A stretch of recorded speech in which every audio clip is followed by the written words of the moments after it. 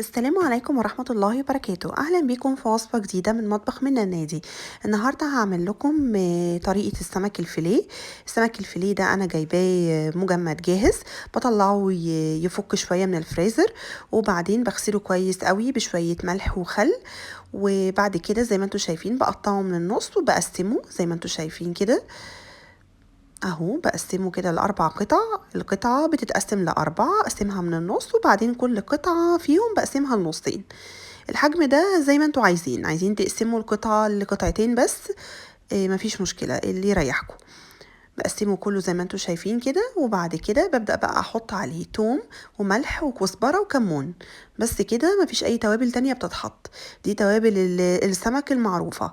التوم حوالي فصين او 3 توم متقطعين، وهنحط شوية خل ونعصر ليمونة، وعندنا كزبرة وملح وكمون.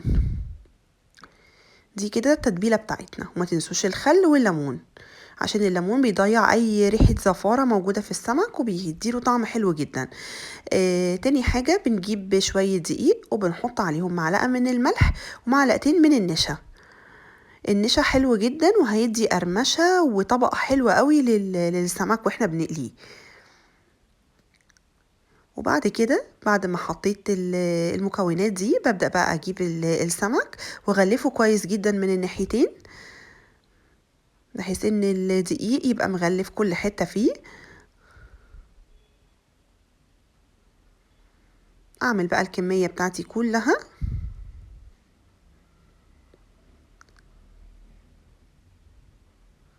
وصفة سهلة جدا وبسيطة ومتاخدش وقت معانا خالص.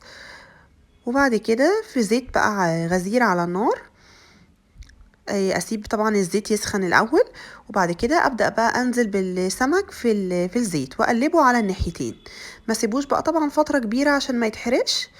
ابدا اقلبه كده لحد ما ياخد معايا اللون الذهبي اهو. بصوا كده بدأ بقى يدخل في التحمير، بصوا لونه الذهبي وحلو جدا، وعايزة اقول لكم طعمه مقرمش وتحفة في منتهى الجمال. دايما النشا بيدي قرمشة، سواء في البانيه، سواء في اللحمة البفتيك، سواء في السمك، بيفرق جدا. وبتعملوا جنبه رز الصيادية، انا بحب الرز اللي بالبصل ده جدا، بيبقى طعمه حلو قوي مع السمك، جميع انواع الاسماك حلو جدا. وادي السمك بتاعنا ما شاء الله بقى جاهز وجميل. وجربوا كده الطريقة دي وقولوا لي برضو لو انتوا بتعملوه بطريقة مختلفة، قولوا لي الطريقة بتاعتكم ايه. ولو عجبكم الفيديو ما تنسوش تشيروه وتكتبوا رأيكم في الكومنتات. كنت معاكم في مطبخ منا النادي، شكرا ليكم.